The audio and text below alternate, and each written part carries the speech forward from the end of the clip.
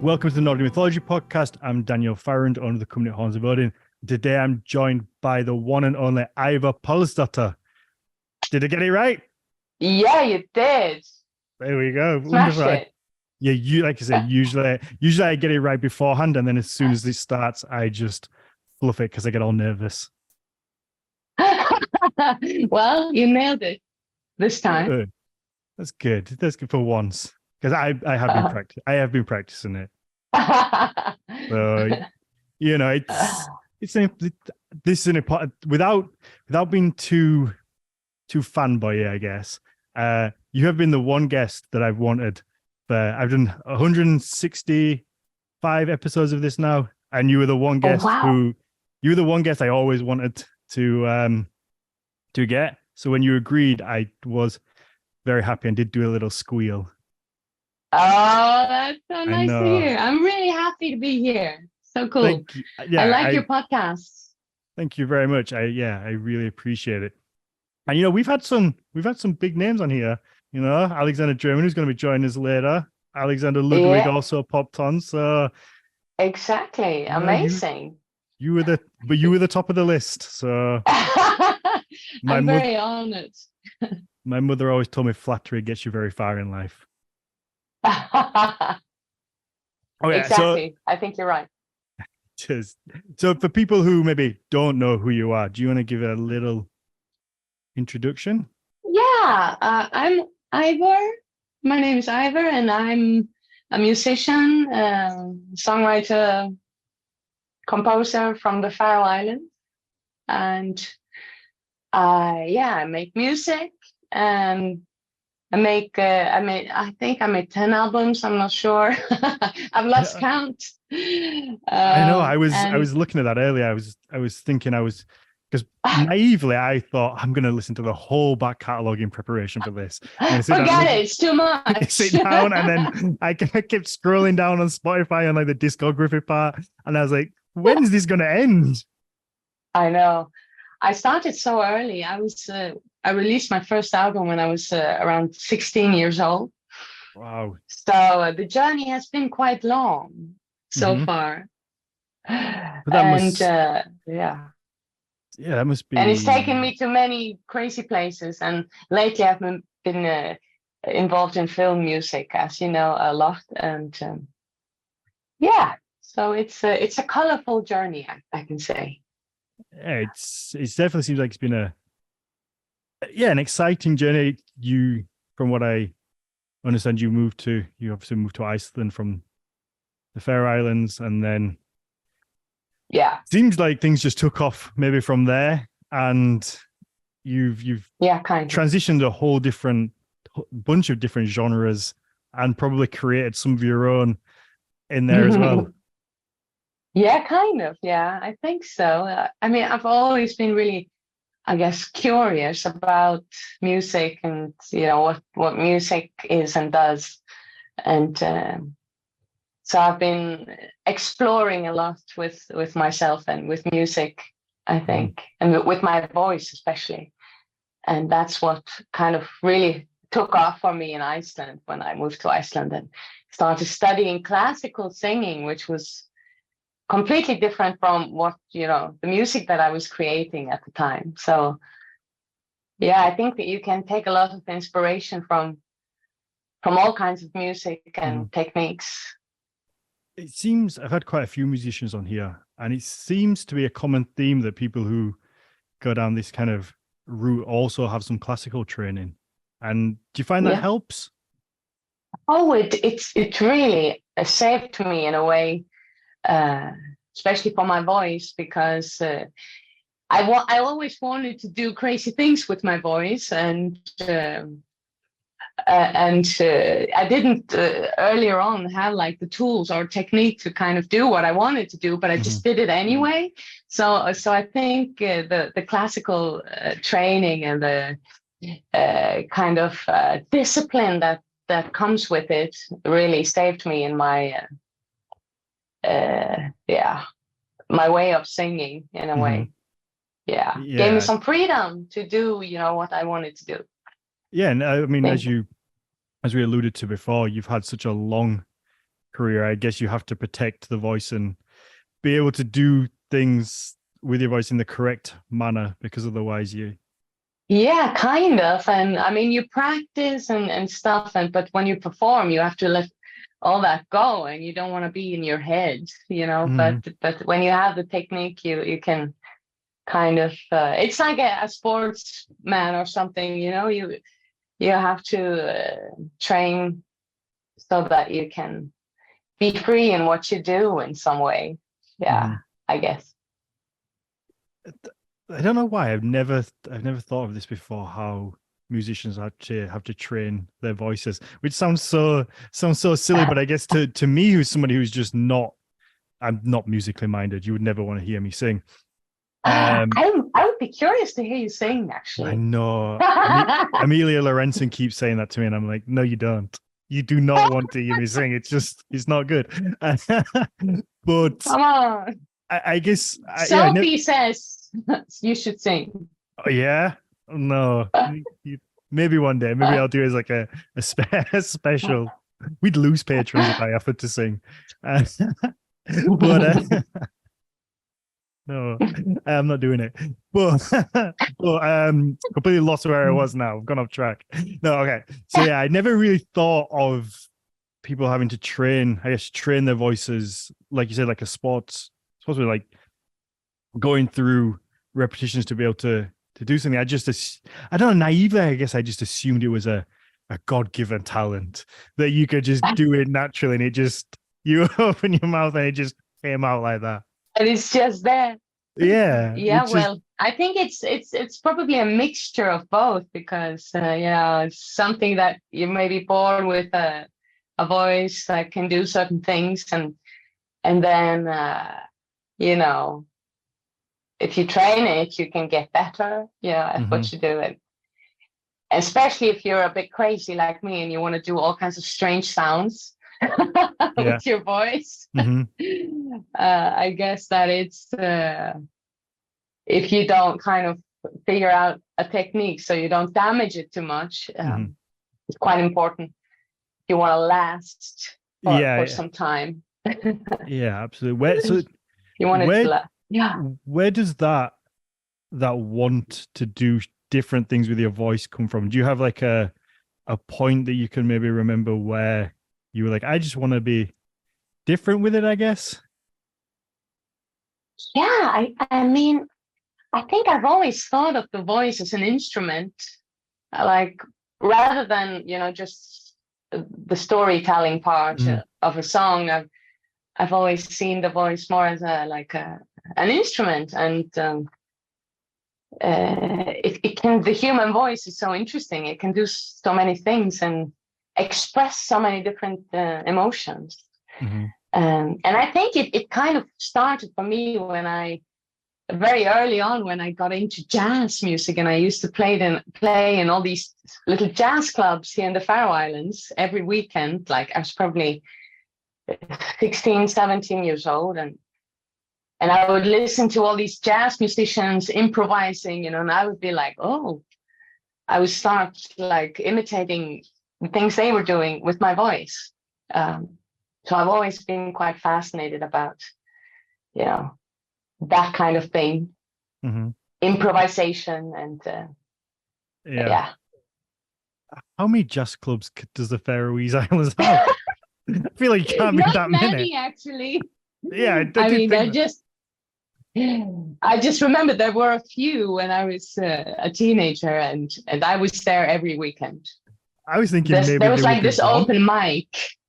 Yeah. An open mic where you could just get on and perform.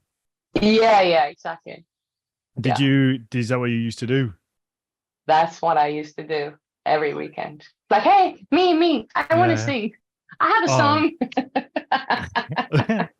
without showing your age here, I guess. Exactly. I mean, I had to bring my mom along because I wasn't allowed to be there. Actually, that was really. Yes. I in the bars. Go on. Sorry. Yeah, I wasn't allowed to be in the bars, so I had to bring her along. What's the drinking age in the Faroe Islands? 18. Oh, is it 18? Okay. Yeah. That's a good age. I have a friend of mine who I know through rugby, and he's 19 and he's moving to America to do a job, but he really likes to go out and drink, like, because it's just he's a 19-year-old and he's perfectly fine in England. But when he moves to America, obviously he's not going to be able to drink for 2 years or legally. Oh, drink for 2 wait, years. is the limit 20 there? 21. Or... No way. Yeah, really? yeah, 21. Wow, I did not know that. I mean, we're way past that. We're absolutely fine. We're good. We're good. We don't have to worry about that. We can go there. I think we can probably safely drink anywhere on Earth. Yeah, I think so. Probably. Yeah, I think we were fine. No, what I was going to say before when we were talking about the jazz clubs, I guess at least there weren't any mobile phones around where people could catch a young Eivør doing jazz on a. Yeah, exactly. Yeah, no, that was a different time, I guess. No mobile phones, so it's all just behind us in the past, not documented. That's it. Lost forever until you talk about it here with me. Yeah, exactly. How does what's that like? Does it ever frustrate you when you see people just holding their phones up? Because sometimes, to be honest. To be honest, sometimes at shows it feels like people are so excited about recording what's happening that they forgot to kind of just be in the moment, which it's all about. A live show is all about what's happening right now, right? And it will never happen again this way. So I think it's such a shame when people are like stuck in their phone, because it's different experience. Yeah, they're almost watching the concert through the phone screen to make sure. Yeah, exactly. Yeah. I've never once recorded a concert and then watched it back on my phone. Like, I've done it, neither. But I've never actually gone back into my phone. And I wonder how many people are listening to this who've been at a concert and recorded something and then actually gone back and watched it and gone, because the sound quality is never good. No, exactly. I mean, it's shit. It is. Yeah, it is. I must admit that when I saw you in Manchester, I was one of those people who took. Were you like with the phone? I did. I took a. This is gonna sound so sad, but I took a little video, and then I texted to Alex, and just was like, because I didn't know whether you two knew each other like outside of like the Last Kingdom, or whether he'd ever seen you perform. So I like took a little video and like texted him it and was like, look, it's, you do the music for the Last Kingdom. And he was appreciative of it, but that was like the one time that I did it. I was just like trying to get sneaky little. Oh, that's good. That's fine. I mean, if I'm at a show where I'm like enjoying myself, I probably do a little snippet, or I would probably do the same. Yeah, but I would not like hold it during the whole show and watch it again like on my phone. I think that's weird. It is, and I think it wasn't too at the Manchester show. It wasn't too bad because it was all seated, so it doesn't really get in anybody's way if somebody's no exactly. It's when you're standing at a concert and people are holding them up in the air and the hands, the phones, everything's just kind of in the way, and we're losing that connection to it, I guess. I remember I played a show recently somewhere. I don't remember where, but I remember that there was a guy holding a huge iPad right in front of me. It was really close to the stage. It was holding a huge iPad like in my face through the whole show. And at the end, I had to say, oh my God, please, can you take it down just for a bit? It's like so distracting. Yeah. And you had the little light on as well. Yeah. So do you ever, I've never thought of it like that. How much can you how much can you see when you're performing? Because obviously I've never been in that position where I've got, sometimes thousands of people just at my fingertips, I guess. How much do you focus on individual people? Is that because I kind of assumed it'd just be all just a sea of blurred faces, maybe, but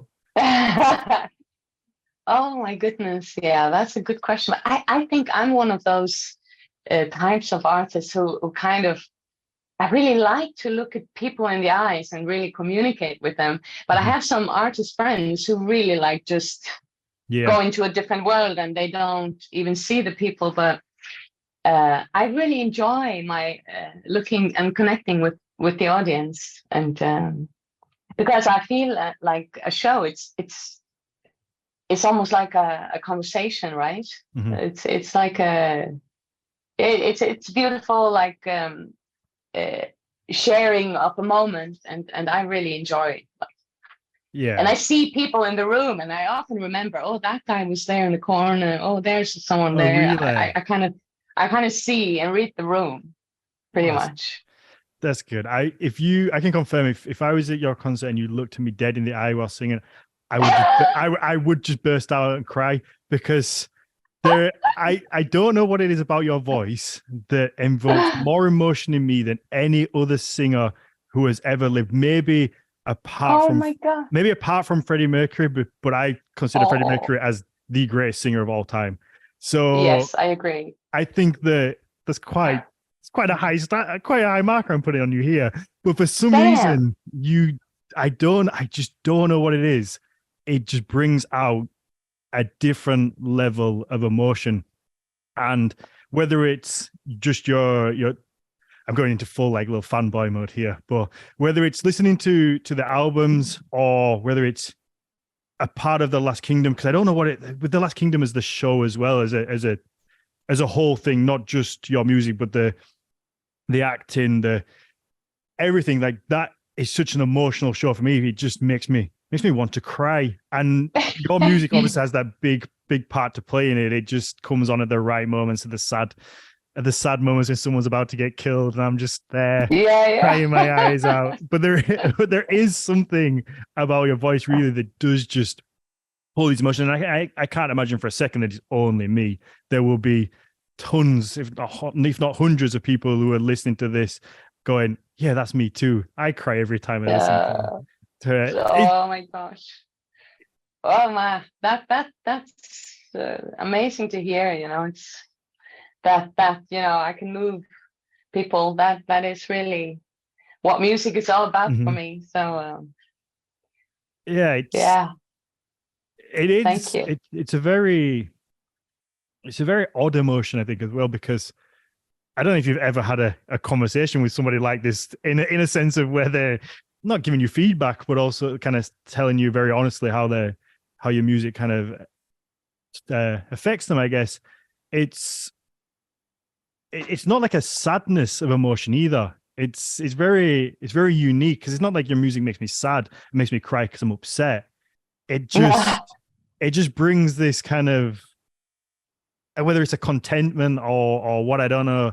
I can't put my finger on what it is, but it just kind of fills me up with something. And like I say, it's very unusual and not something that I can say that anybody else does. And I was curious, and I wanted to ask you whether you kind of had that feedback before, or if even there was any intention to try and hit that emotional side of things. Well, I don't think I've had this feedback in an interview like this, so that's a very that's a very refreshing thing to hear. And I mean, I think that music, the magic of music is that it can help us,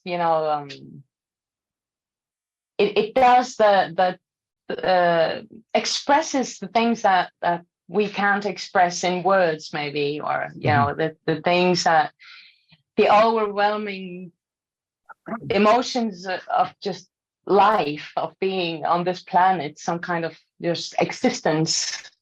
All those big emotions kind of bubble within us, I think, when we hear music that we connect with. And I love to to sing without words, for example, sometimes, just because it's not about the words always. It's more about the emotions that we can't put into words. So it makes perfect sense to me what you're saying, and I'm really happy you feel like that, because I think that's where I try to go when I sing. Somewhere where we're just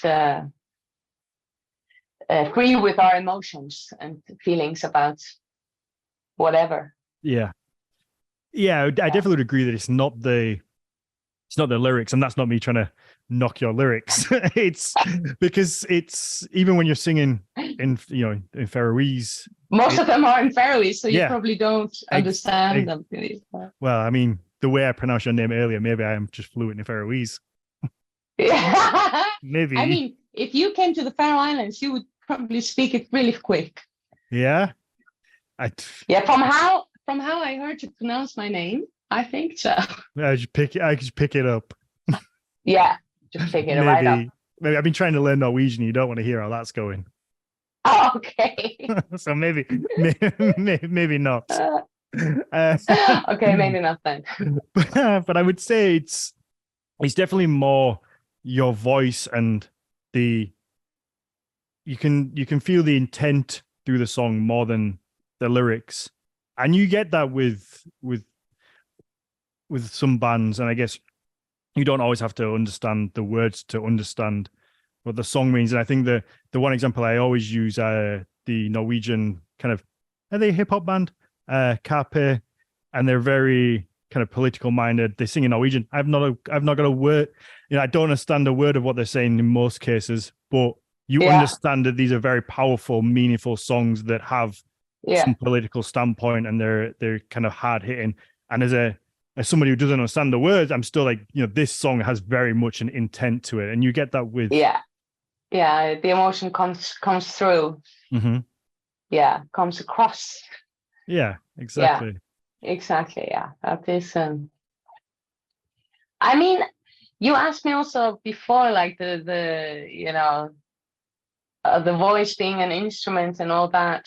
I think that I remember from like when I was just a little girl also, because I come from this crazy place in the middle of nowhere, from the Faroe Islands, and grew up, like kind of harsh, dramatic nature. And I remember I had this really this need to sing. When I would go for a walk, I would just want to scream up the mountain, or like just make some noise and do some singing without words, just express myself. And I think that's also something that's the reason why I want to do strange sounds with my voice all the time. Probably comes from there, from nature somewhere. I'm sure it does. Yeah, I'm absolutely sure it does.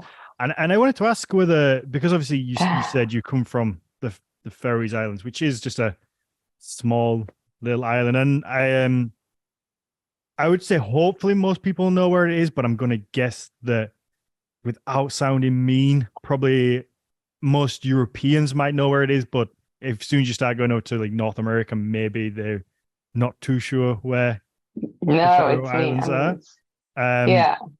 And it is just a small little island. Do you know what the population is there?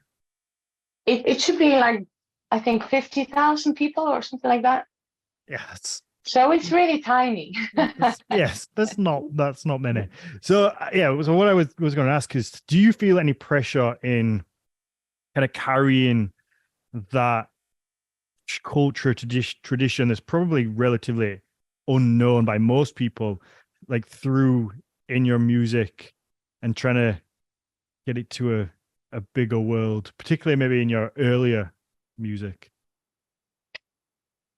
I don't think I don't think I feel any pressure of doing that, because for me it's always been really important to kind of do what the music that I want to do and the music that I want to hear. So that's always the music I try to create. And I have my roots in Faroese traditional music, folk music, and that's kind of the core of my creativity. I think like that's unconsciously where I draw a lot of inspiration from still. Mm-hmm. But in different ways. Like my first album was very traditional, like folk music, but the music I create today is a bit different, more electronic sometimes, and sometimes more rocky. Mm-hmm. But it's still like the same source somehow. Like I don't know, it's just my inner landscape, and I feel that that's kind of my sound somehow.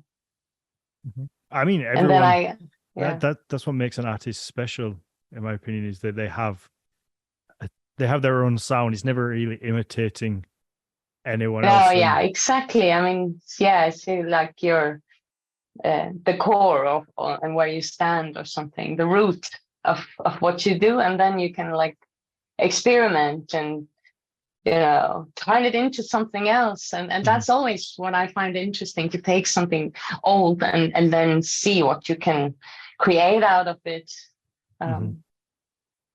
Put it in a different context. Yeah. So was that a conscious effort to start bringing in the more electronic and rock, or is it just like a natural development to go in that direction? I think it was like a natural development. At one point in my career, I remember I just felt that I was done with the chapter, creatively. Okay. And I felt like, okay, I have explored these things enough now, and I need to kind of break some walls that I built around me, and just to become free creatively again.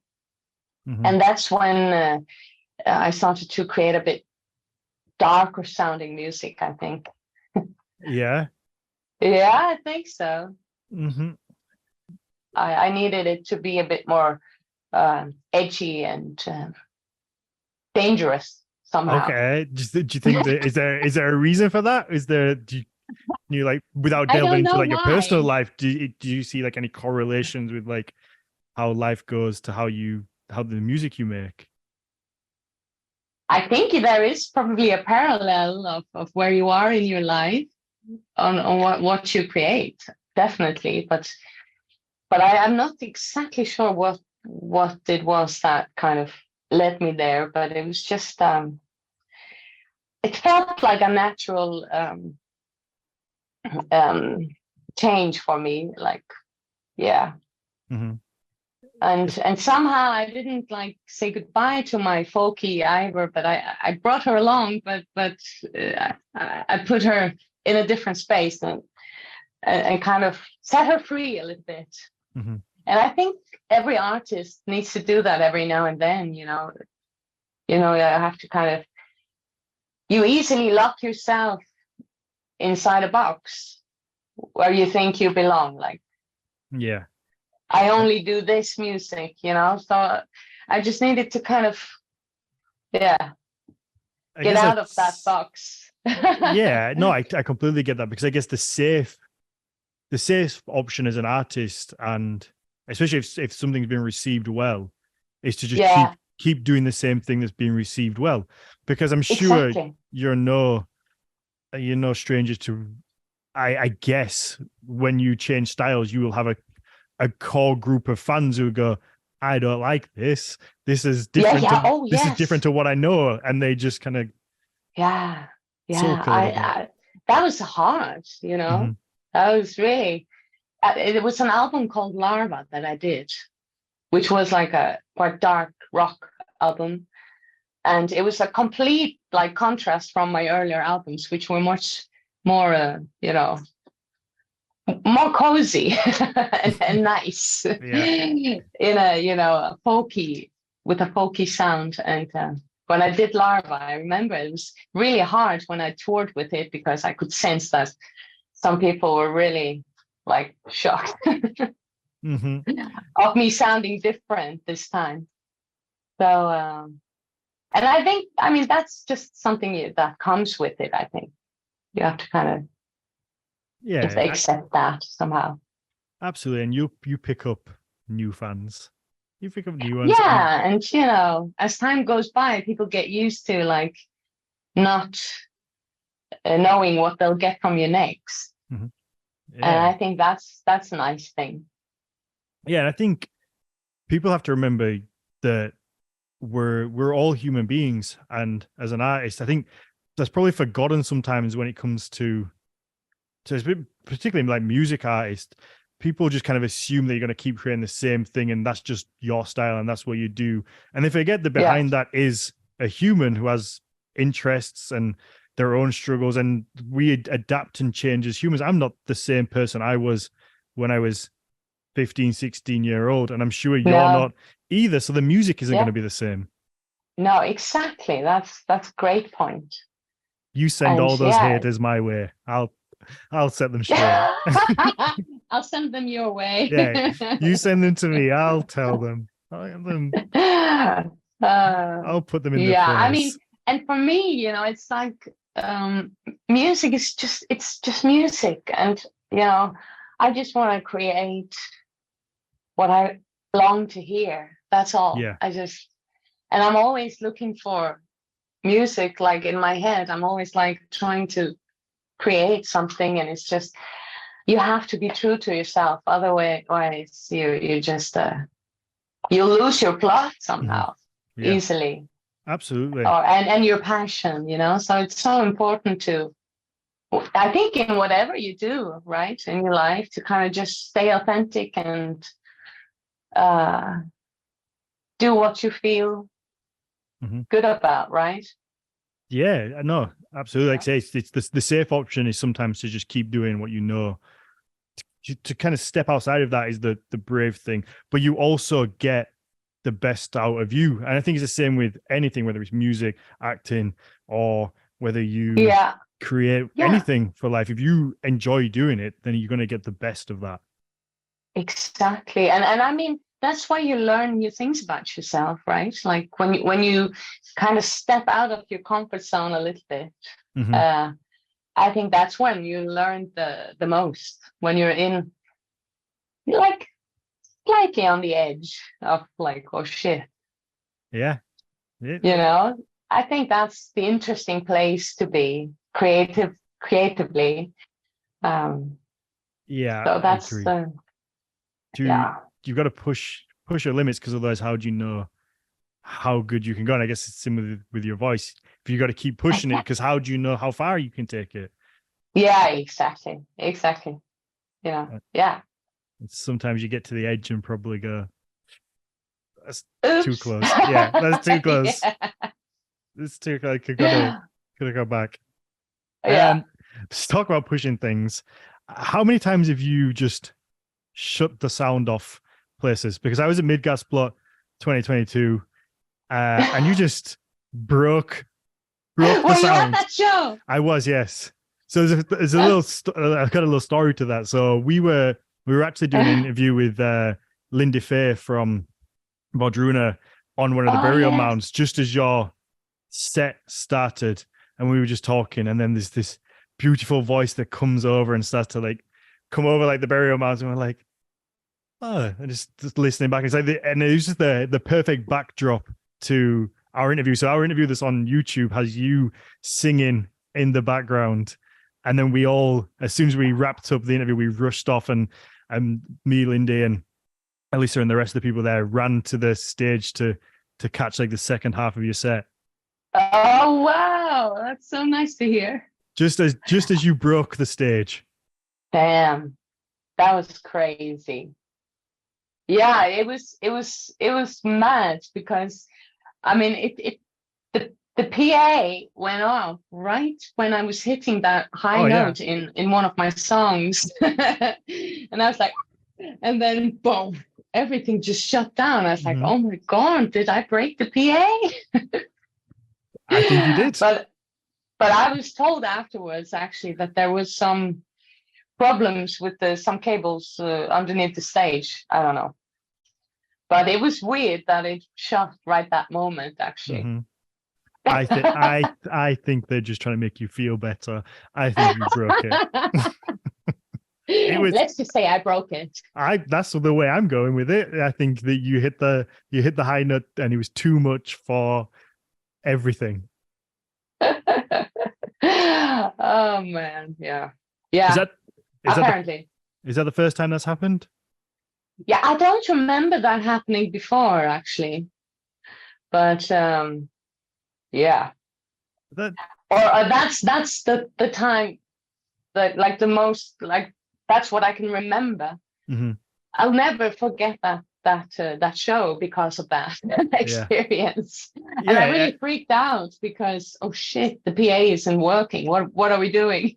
So we just went off stage for a while and until the sound was back on.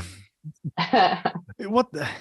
But yeah, I've got a few questions about this because one, obviously, the area that Midgard's is has a very kind of as a strong significance to a lot of people. Obviously, there's burial mounds there. Some of them which haven't been opened or even sort of looked into. So it does have a very strong connection to the earth.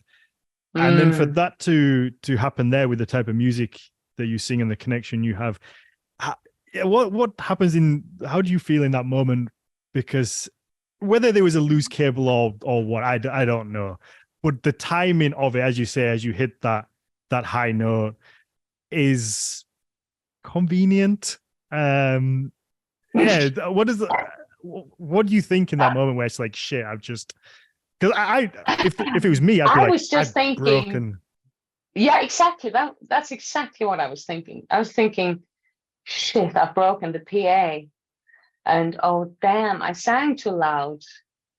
And I was like, and I could see the faces of the people. They were also thinking this. They were like, she broke the PA. Is part of you inside kind of like, because me internally, I'd be like, oh, I'd have a big smile. I'd be like, I fucking broke the PA. Like, I sang so hard. You'd actually be proud of it. Yeah, I'd be like, I sang so fucking hard. I broke the PA. Like, I'd just be like, wow. Was there any part of that you were just like, oh my God, I did that? Oh, well, at the moment, I was more like just, oh my God, I'm sorry, I broke your PA. But then afterwards, when I spoke to people, everyone was like, yeah, that was so cool. You broke the PA. Yeah, it smelled. That's great. Yeah. Exactly. And I was like, okay, maybe it is pretty cool, actually. Goals. Yeah. Checklist. You guarantee that everybody in that crowd went home and told somebody that they saw. She broke the PA. Yeah, Eivør break the PA. She hit the high note and it cut off all the fucking sound. Like, it's just a very memorable moment. It was for me. I was like, holy shit. I was so pleased to hear that people experienced it as a cool thing, because in my head, I was really panicking at that moment. I was like, oh my God, I broke the PA and the show is not done. And, what should we do? Mm-hmm. And then when we came back on, I was so paranoid about doing it again, Oh, yeah. Did you hold back or did you just like, okay, I'm going? In the beginning, I think I held back a little bit, but then I was like, fuck it. Yeah. And it didn't break again. No. They fixed that dodgy wire. Yeah. If you ever need a line of merch, you should just do t-shirts that said, oh shit, I broke the PA. So I think they could do well. 10% commission my way. Yes, definitely. Yes. No, Noted. I guarantee people will probably buy those as well. without a doubt. I think it would do really well. So if you do Midgard's again, you can take those with you. Actually, that would be so funny. Yeah, oh yeah, it would, especially there as well. And then, that's such a cool festival. It is, yeah, it is. I wanted to ask you about that and just what that whole experience was like. So amazing. And the audience, I mean, that's what I remember in particularly. Like, the audience was just so tuned in somehow. Mm-hmm. And yeah, the whole area is just beautiful and it's really authentic. You know, it's just really cool festival. Yeah. Do you get much time to explore? Because your hair at the time as well wasn't very inconspicuous, to say the least. My hair? Yeah, it wasn't. Did you not have your hair was dyed Oh two yeah, I had colors? some. Yeah, I had pink and blue. That's true. Yeah. Yeah. I feel like you couldn't walk anywhere without people being like, "Oh yeah, obviously." But I actually walked around and enjoyed it, and I bought the coolest leather jacket ever with spikes, and there were so many cool shops and nice food everywhere, and happy people dressed as Vikings. That was happy Vikings. Yeah, absolutely. It's a very special. It is a very special show. And do you get a feeling when you play somewhere like that, and maybe not just at Midgard, but at any kind of historical building? Does it feel different to when you just play maybe like a I don't know, run of the mill theater that's kind of more modern? And that makes me think of like the Heilung stuff, because they were playing at some incredible theaters. Yes. I mean, I think every concert is different, and the surroundings definitely play their part in the experience of a show, I think. Both how I will perform, I think I will perform differently in different places, because it's so much about the moment for me always. It's like if you're outside and surrounded by nature and stuff like that, I'm sure it will sound a bit different. Yeah.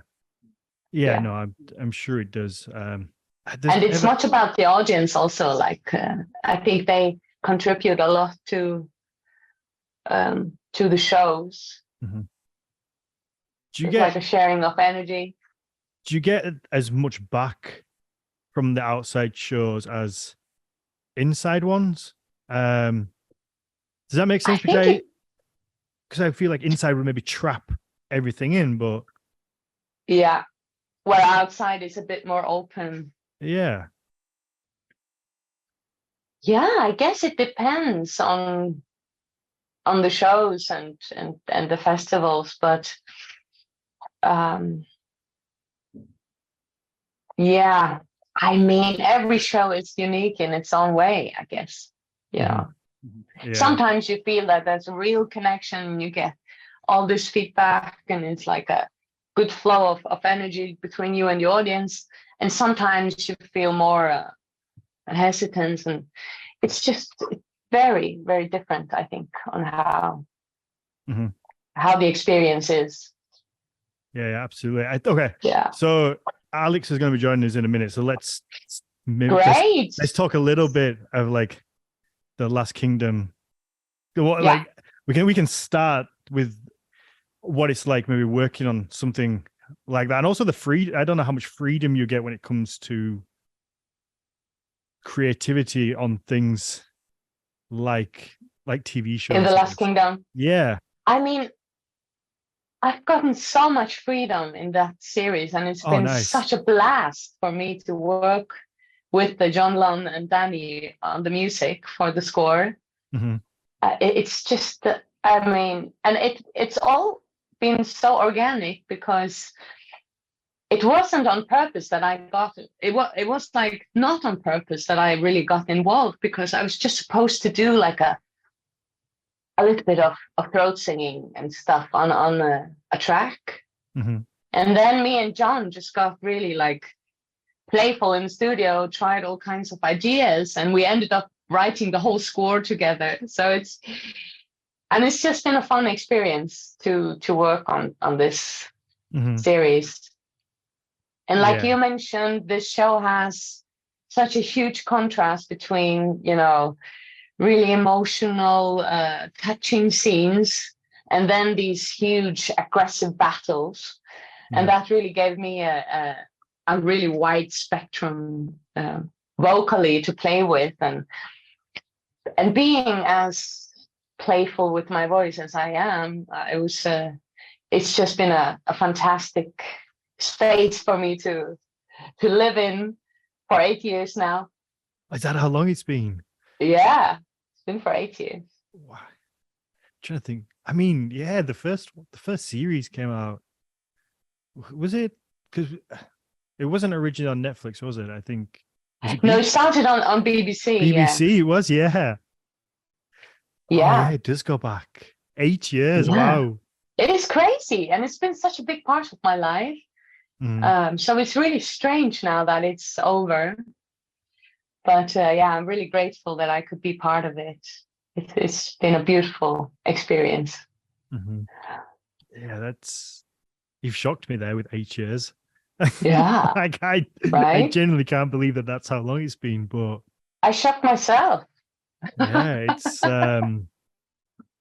it has been a while, and following that journey has been a lot of fun. And I think for the show they've nailed it with the balance between like humor and maybe not taking themselves too serious at times, but also being serious and being able to invoke that emotion. It's a lot of fun, and you can see that they all love each other. You can see that. You can feel that. You can really feel that in the whole team, that everyone is so everyone loves the show and each other, kind of. There's a very good vibe. Did you just get given like an idea of what's going to happen in a scene, and then you have to create something for it? Or is it filmed first and you just get to then see how you kind of watch it and put music over it?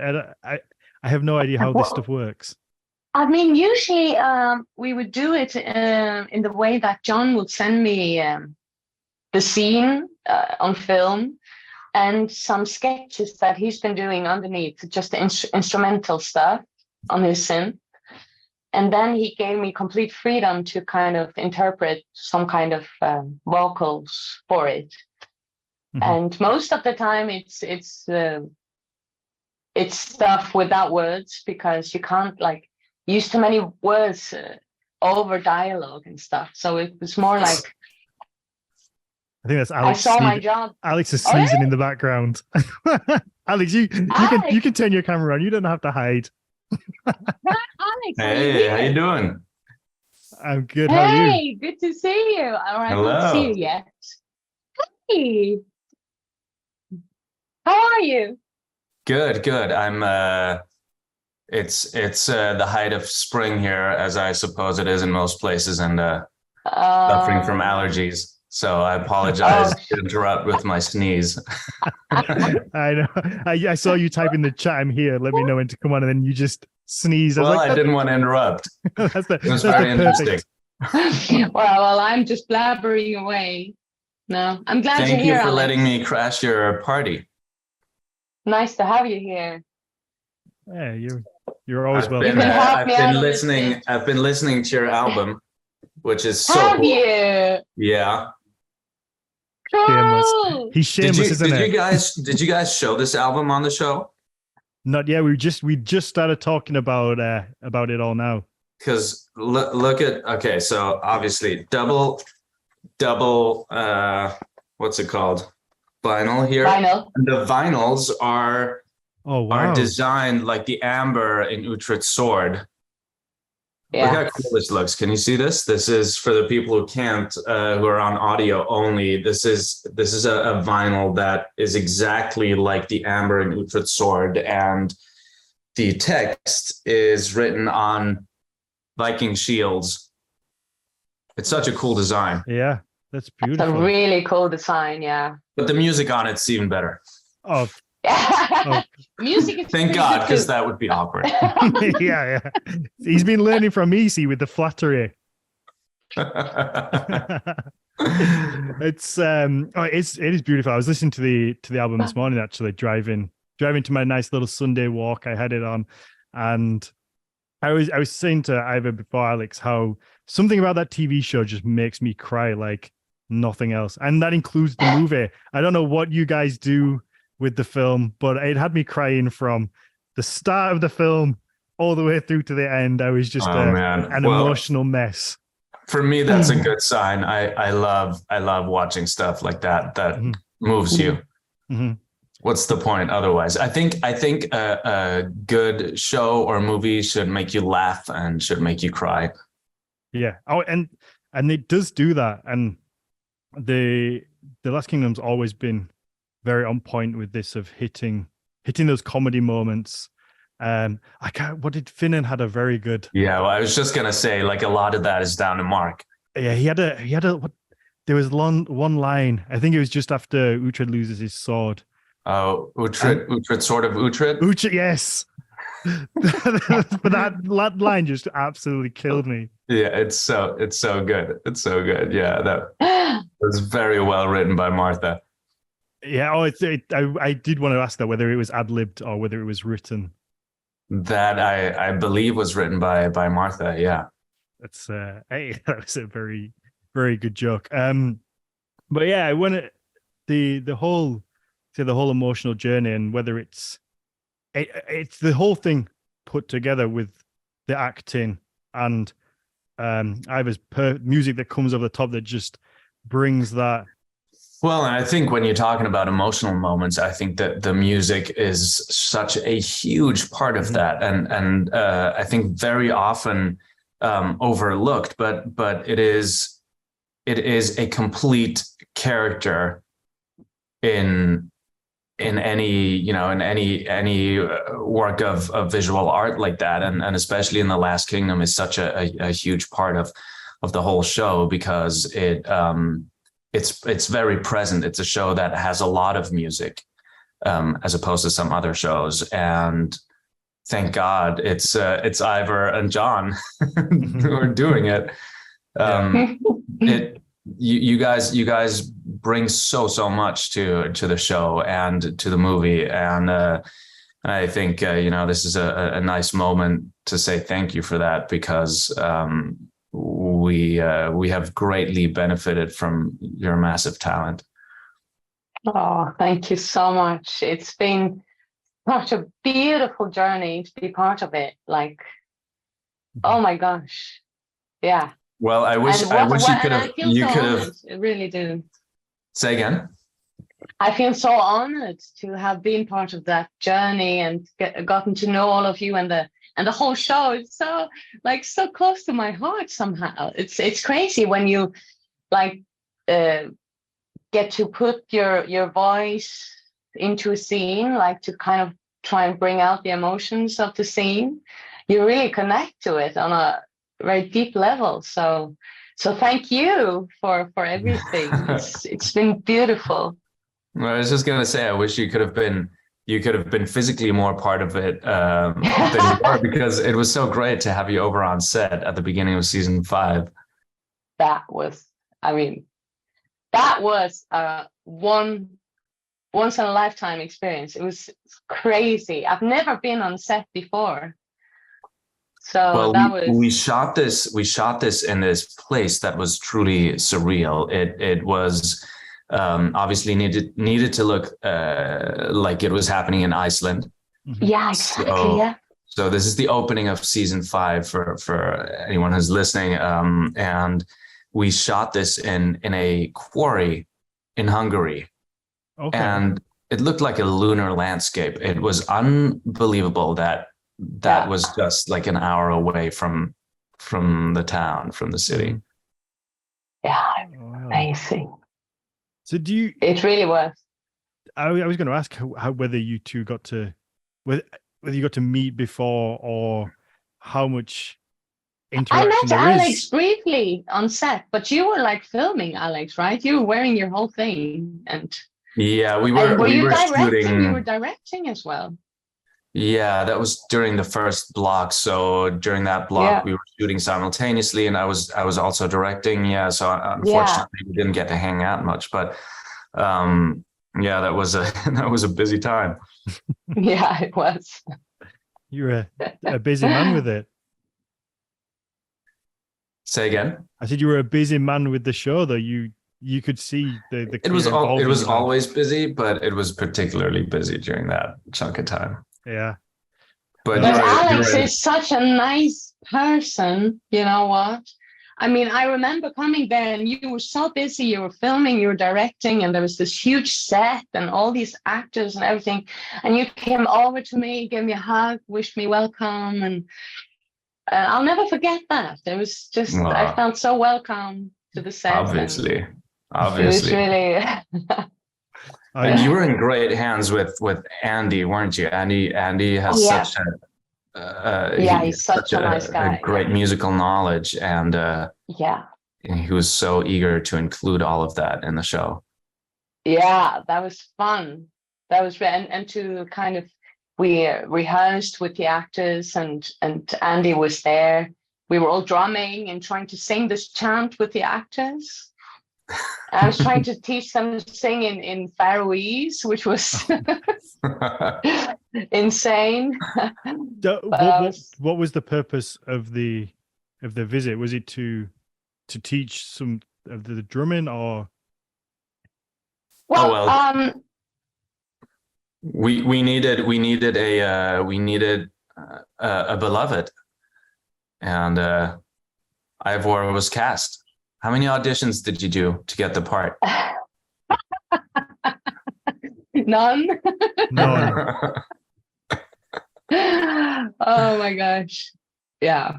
I got to be like one of the brightest beloveds, and we were all chanting as our warriors on the set.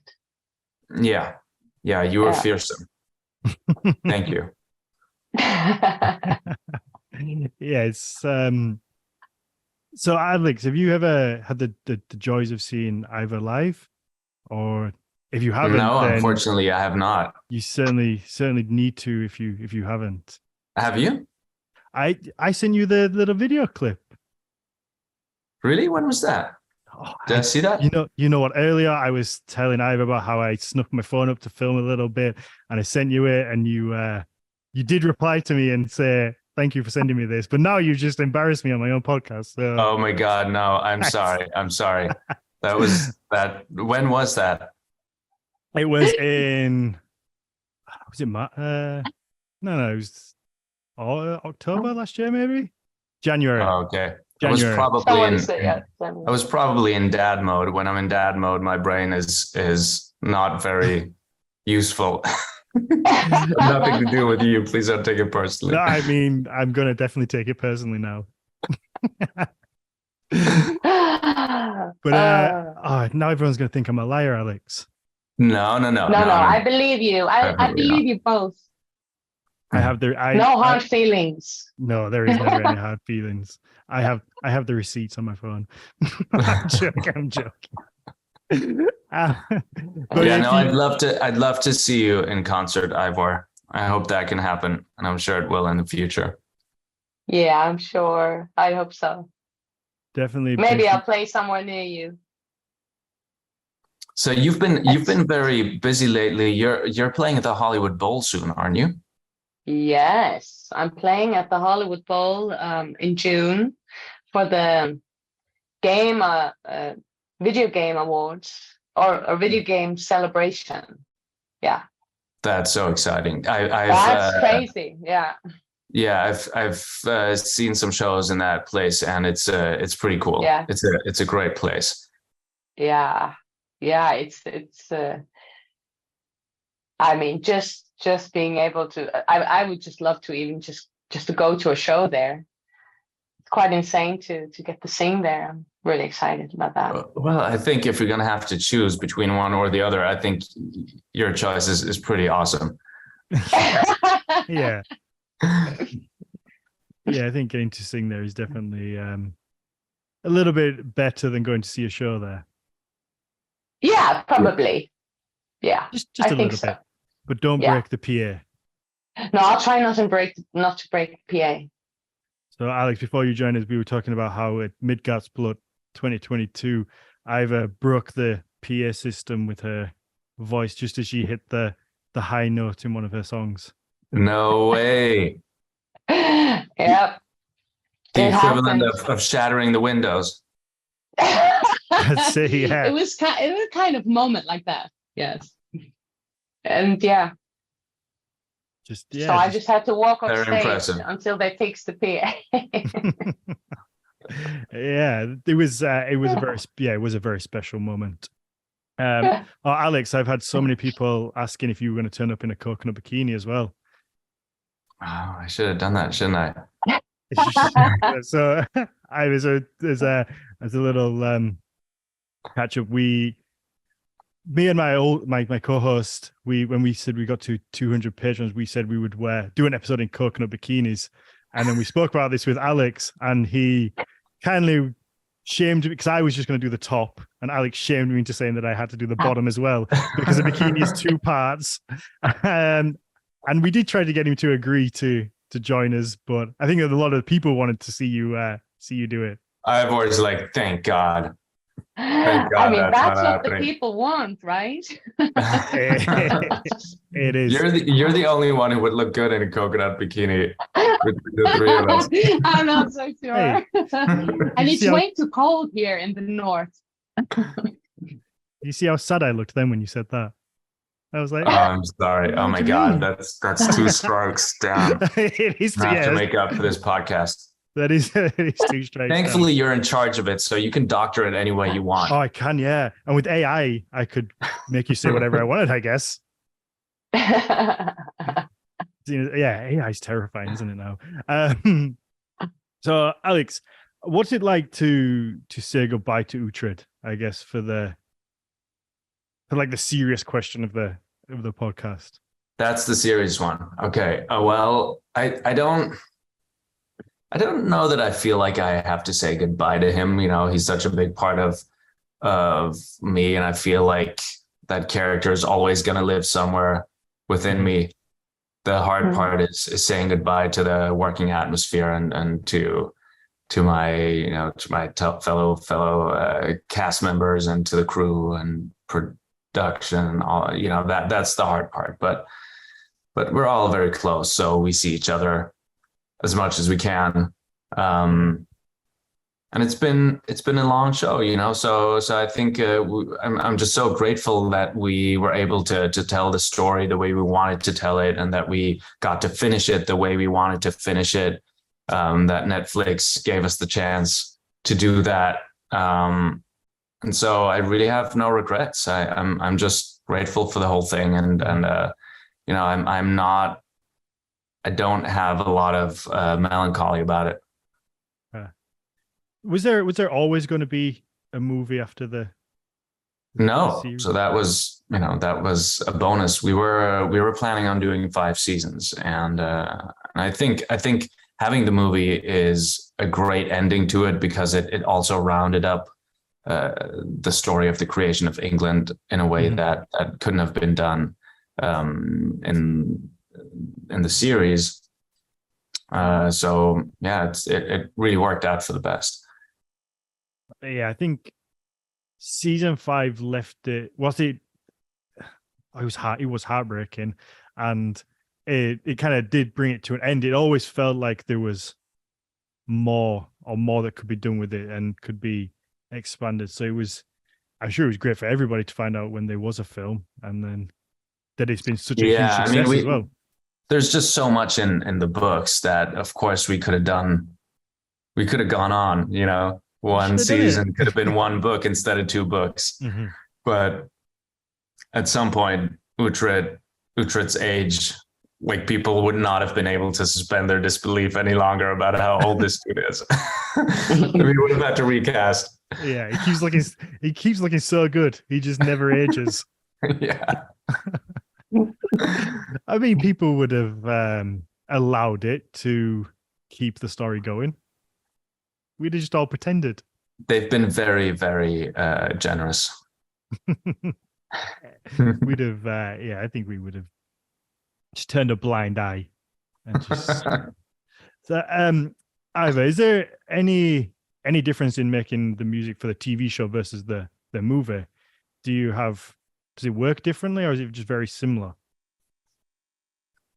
I think it was quite a, similar process, but it was maybe a little bit more of a like rounding off process where we also took like bits and pieces from the different episodes, which we kind of mixed into the movie to kind of bring back some of the moments like from the journey, but it was quite a similar process, but we did some things differently and made some new versions of some tracks, like one of a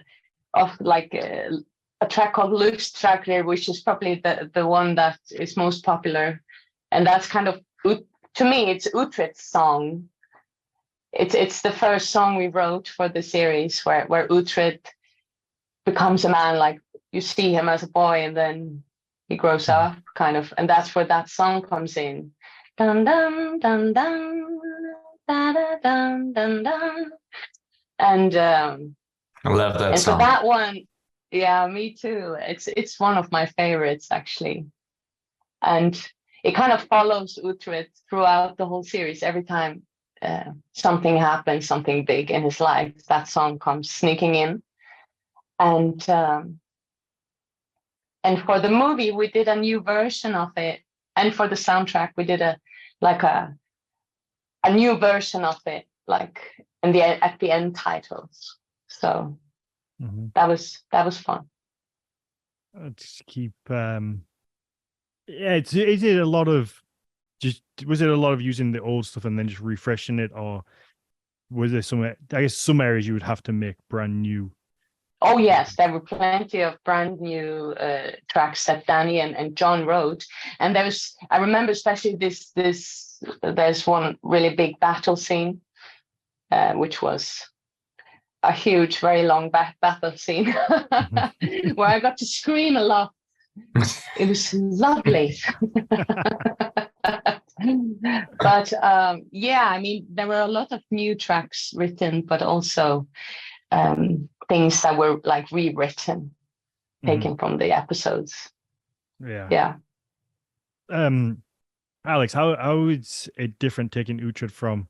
I don't think it is the small screen to the big screen anymore, is it? There's such a blurred line between like movies and TV shows. Like it's not as it used to be.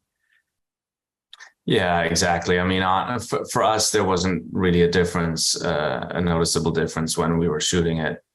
It just felt like shooting 2 episodes of the show. Oh, really? I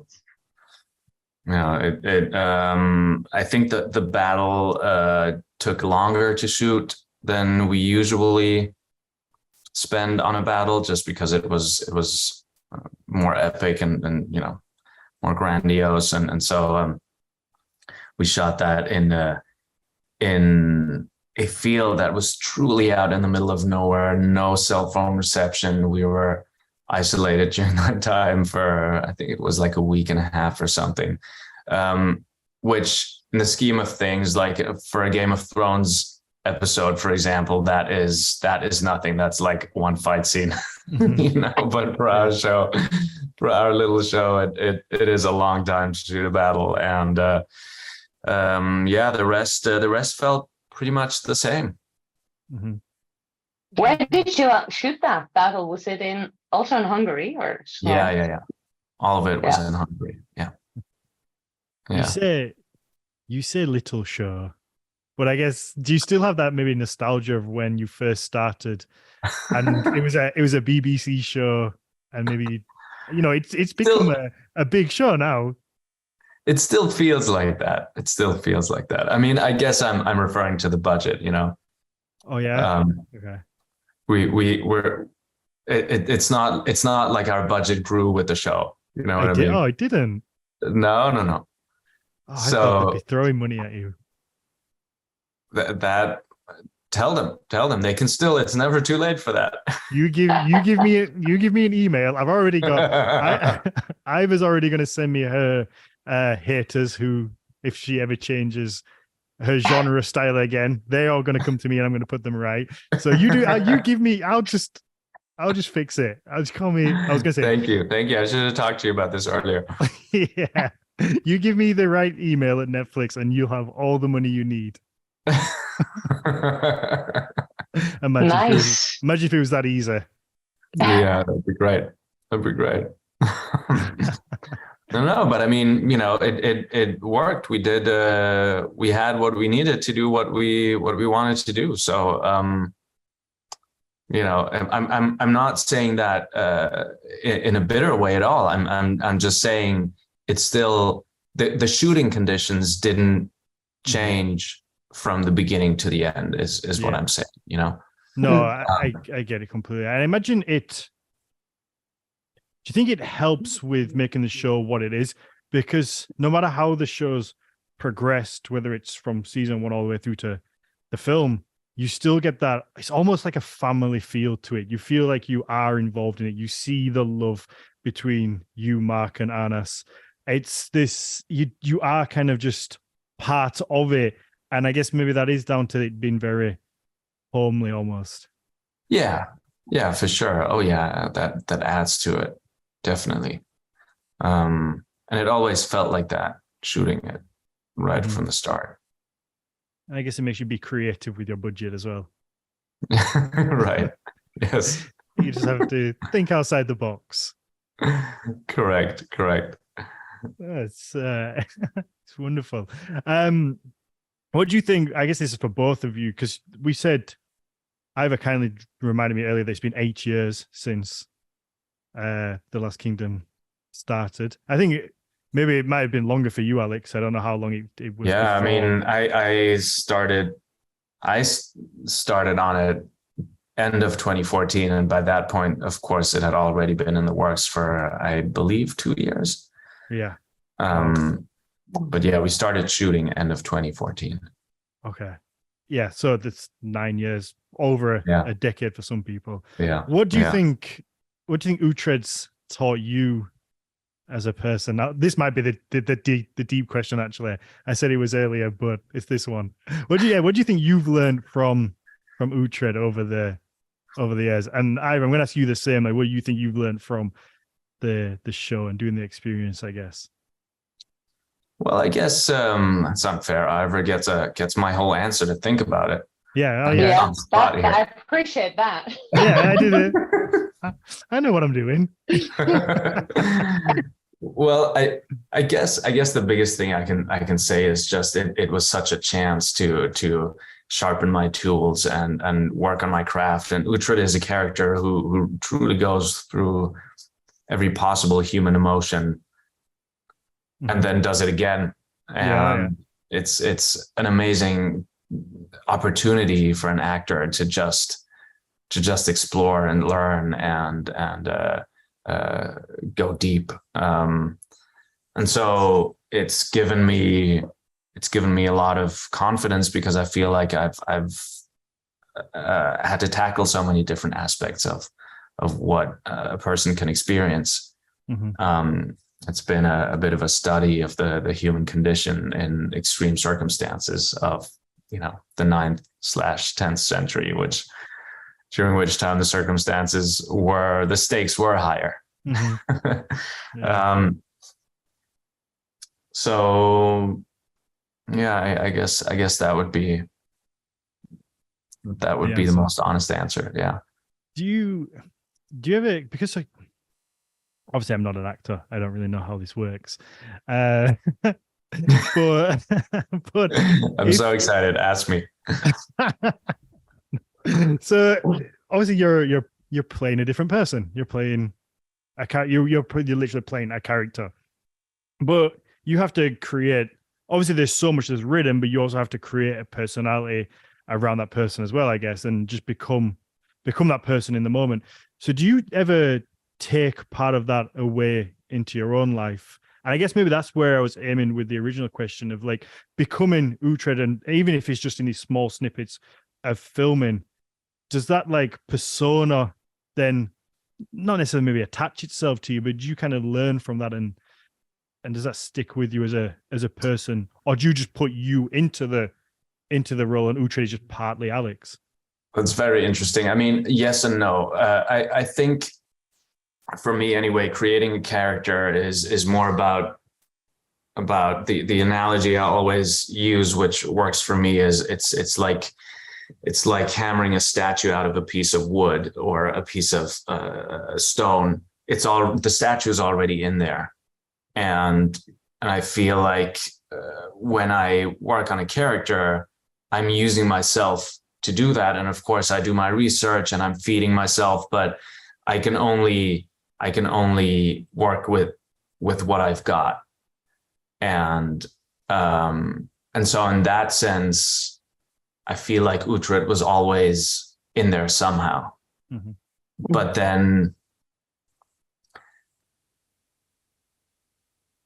he does help me in moments when I need a bit more oomph, when I need self-confidence. It does help to just walk like Uhtred for a moment, and feel, feel the weight of the armor and the boots and the stride that he has, because it is like an instant sort of muscle memory / hack into my emotional state when I play that character and when I have to be in charge. And so in that sense, yes, it does. Mm-hmm. He can come around and help me out when I need him. Yeah. Oh, that's good to hear. Do you get like a little swagger to your step, or did you get a little swagger to your step when you used to put the armor on and be kind of become Uhtred? I feel like for me, if I got all that put on and like had the sword and I was the king for a day, I feel like I would be 2 foot taller, and I just have to, I remember that first, I think it was in the second episode when I have to teach a bunch of Saxon soldiers how to build a shield wall, or Uhtred does. But the reality of it is that I, the actor, have to stand in front of a bunch of stunt performers who know exactly what they're doing and who are so good at it. Yeah. And I have to boss them around. Mm-hmm. And in order to be able to do that, you just do have to find a lot of confidence, even though you don't really know what you're talking about, Mm-hmm. It's kind of a surreal situation, and you just obviously, little by little you do know what you're talking about, and so confidence comes from that as well. But at the beginning, you just got to fake it till you make it, and yeah, in that sense, you have to be larger than how you feel on that day, for sure. Yeah, I guess you can't have an off day either. I don't know how. You just got to be always Uhtred, I guess. Yeah. I mean, it's a show that takes 7-8 months to shoot, and during that time, you go through things, and there are days when you don't feel like being a warrior, and you got to do it anyway. Mm-hmm. But that's also the beauty of the job, because it can take you out of the swamp. Oh yeah, okay. When you're in it, just because you haven't got a choice. Yeah, no, that's a beautiful way to put it. I guess that yeah, absolutely. It would just, because sometimes in life you just have to do things you don't really want to do, and when somebody's giving you a budget to make a TV show, that's a bloody good reason to make you get out of that. Every minute is expensive. Oh yeah, I bet. Okay, Eivør, was that enough time for you to think of an answer? Gosh. Did we? It was. I had an answer right when Alexander was telling you his answer. I was like, I want to say what he's saying. Oh no. So I could almost just say ditto but the question was what did you learn, I guess, from the experience? Yeah. From the whole 8 years Is there anything But, maybe musically that you... one thing that you said, like Alexander was the thing about that opportunity to dig deeper, and that really connected with me, because that's a feeling that I'm left with, that this the whole experience of being part of the Last Kingdom journey as a musician and singer, it has given me some kind of opportunity to kind of dig really deep within myself, to kind of contribute something to the different scenes, emotionally, to kind of bring out some emotions, and some of them are really aggressive and harsh and ugly, and others are beautiful and soft, and so there are all these different contrasts where I've had the opportunity to explore and dig very deep within myself, and that has been a really it has taught me a lot about myself as a singer and artist, and about my voice and my limits, and and how to push them, exactly. Yeah. How to break them. And that's a really good point that you're making about the ugly parts of you that you get to explore in a way that you don't really get a chance to do in normal life. No, not in the same way, you don't allow yourself to be there, right? So this has been a brilliant opportunity, and it's such a huge lesson for me. Like, I've learned so much from it, and kind of when you get to open up those doors into the darkness within you and the light within you, and all these contrasts within you that can bring out the emotions of the different scenes. That's been quite mind-blowing at times, and very very intense and emotional and strong, powerful, very powerful. So I see this whole experience as a huge gift for me as a musician. It's just been amazing.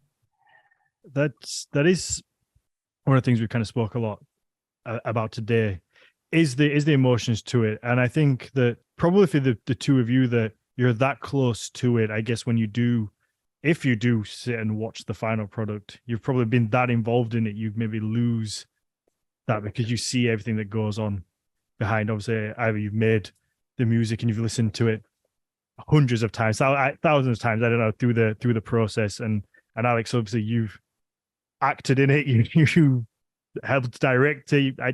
Do you help edit it as well? Well, only the episode I directed. Yeah. Okay. So, but you're that close to it. I guess you maybe lose that not lose the connection, but it's a different connection to what maybe I would have just watching it. And that's one of the things that for some reason the Last Kingdom has always done, is just draw that emotion out. It's not even during sad scenes. At the start of the movie, Uhtred would just say something that was a little bit uplifting, and I'm there just crying, and I don't know why. And I don't know what it is. There'd be like this music would come on in the background, and Uhtred would just be like, just something like, "Let's go, guys." And you're like, yeah, but it's just like, I don't know if it's the because of you have this connection over the 5 years, and it's this whole journey that you feel like you've been on with Uhtred, and then it's just like when he has to go to I can't remember where it was, but when Athelstan was, when they were going to trap Athelstan at the start, right? Yeah, and that whole kind of part, just like before that, it's just like it's like the whole band getting back together, and you're going out, and it's just, I don't know what it is. It just draws this emotion out of you, and I'm sure it's not just. What are you going to do now? I don't know. What are you going to do now? Release the pressure. Do I need to call you regularly and just say, like, let's go, guys? Let's go. Come on. You just if we can just get you, Annis, and Mark to just call me on like a on a on a 4-way FaceTime and just kind of pretend that you're going to battle. We ride. Yeah, and I can call you and I can be like, Oh yeah, you can. So you can do the sound effects in the background. yeah, I can be in the other like phone and you can listen to like And that's just both ears. And I'm there just crying my eyes out. And yeah, Uhtred the therapist.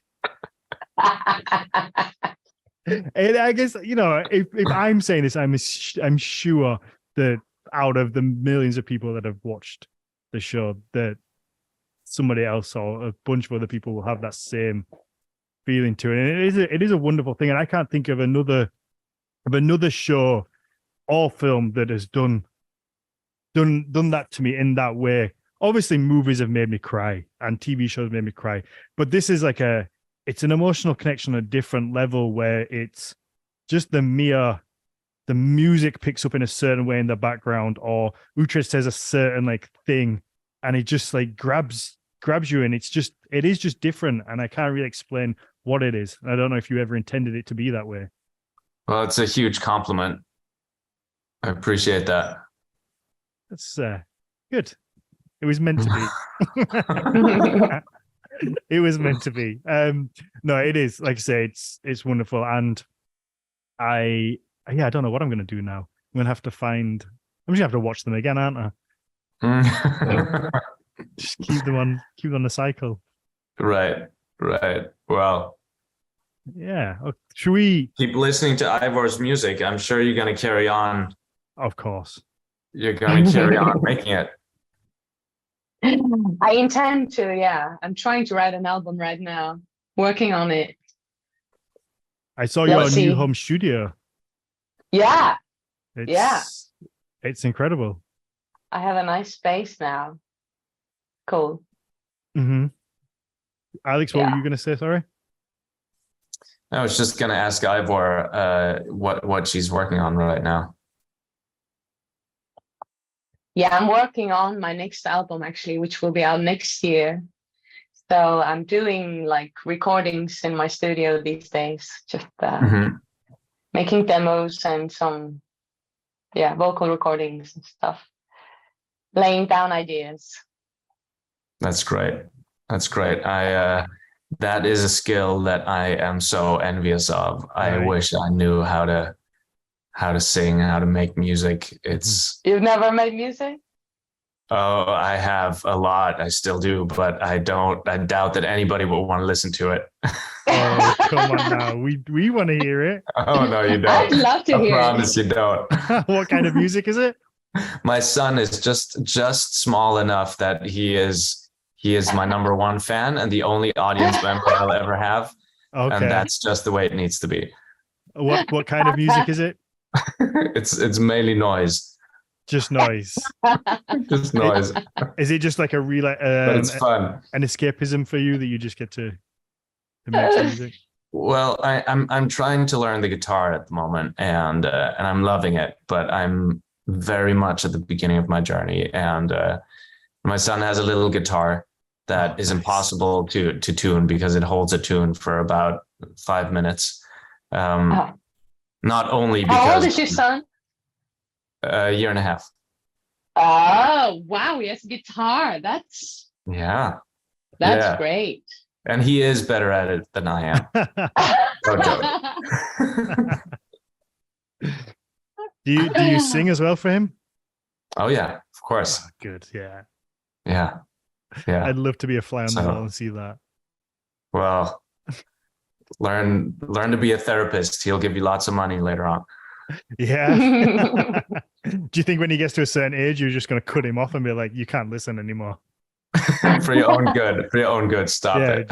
You're old enough now where these memories are going to be formed. We have to stop. Yeah, this but now. to a certain age, you won't be able to remember. Once that changes, I got to stop. Yeah. Or just get really good. Say again? Or just get really good. Or just get really good. Yeah, that's another option I didn't even consider. Yeah, I feel like you're one of those people that in 3 years you're going to be headlining Wembley Stadium with your own little sold out concert of Alexander and trying to think. I'm trying to think of. I'll be your opening act, Eivør. Yeah. Yes, deal. You can definitely get Mark and Anas and who's the actor that plays Baby Monk? Actually, you know what? There are some people on the show that are really good. Tim, for example, Tim Ennis. Okay, yeah. He wrote me a song for my birthday that is first of all so sweet and so kind and thoughtful and also so good. It was so good. Mm-hmm.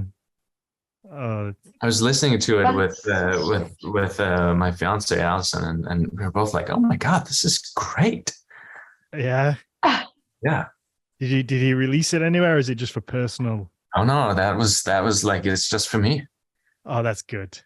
Oh my god, that's good. You you just have to show your son that and be like, "Look at this. This is what we could do. This is what it could be like. This is what it could be like." Just give me a few more years, and this is what it could be like. I think there's some legs in you and the rest of the group going around and making a little band. Well, yeah, if we get really desperate. That, or I feel like you could all just do some sort of stage comedy show. Right. I think Uhtred, Anas, and Mark, so Finn and Citric and Uhtred could just have their own little sketch show. Those guys could for sure. Yeah. Mark has endless ideas. Oh, really? Yeah, I need to try and get Mark to come and talk to me for a little bit. I feel like he'd be a good fun. Oh yeah. Yeah, get him on. I feel like he would be I mean, he's an Irishman. They're all good fun. Yeah, you don't understand a word he says, but he's Scottish actually. Oh, is he Scottish? Yeah. He plays Irish, but he's Scottish. Oh, is he? Oh, yeah. Okay. Yeah. So good luck. That's even worse because both those accents subtitles. together. Yeah. Has he got a thick Scottish accent? He's very good at tuning it down.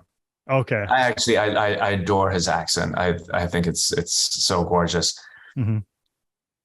But we do make a lot of fun of him because when we're out with him and he, especially when we're traveling and we're in a different country and people are like, what language are you speaking? And then he goes into RP. Yeah. Not a clue what he's saying. Yeah. There's plenty of legs left in Uhtred somewhere. You can milk that for all it's worth. Yeah, pitch me. So you can produce it. Yeah. Well, don't offer things that you're not going to keep to. Just make sure you call me when I'm not in the middle of diaper change, because otherwise I won't remember it the next day. Yeah. Okay. Okay. Should we wrap this up? I don't know if you two have like 10 minutes for patrons to ask some questions, or if you need to get off. I have another 5. It's Mother's Day in the US, so I've been given a little bit of time off. I'm gonna have to get back soon, but I let's do 5 minutes of questions. If that's Perfect. Okay. Eivør, do you have a few minutes? Yeah, that's cool. 5 sounds good. But yeah, I have some people over for dinner, but I still have time. I have kept you for a while. We've been here nearly 2 hours, so I do apologize. Who have you got over for dinner? Do you want to ask them to join? No, they're not here yet. Okay. They'll be here like in half an hour. Okay. Do you have to cook just still? Friends. They're chill. I'll cook, yes. You don't have to have it ready for when they get here, though. Well, I'm making like long, what's it called? It's in the oven. Oh, okay. Hopefully it's not burning. We're good. I just have to lay the table and make some salad and stuff. Oh, okay. The easy stuff. You've done the hard work already. Okay, I know. Let's just jump. I was going to say we don't need to do any plugs for the both of you. Everybody that listens to this knows exactly who you are, where to find you. So we'll just jump straight into some questions. So yeah, I guess if anybody does have any questions in the chat, we can just get straight to them, and we'll just have a few minutes before we let you both go.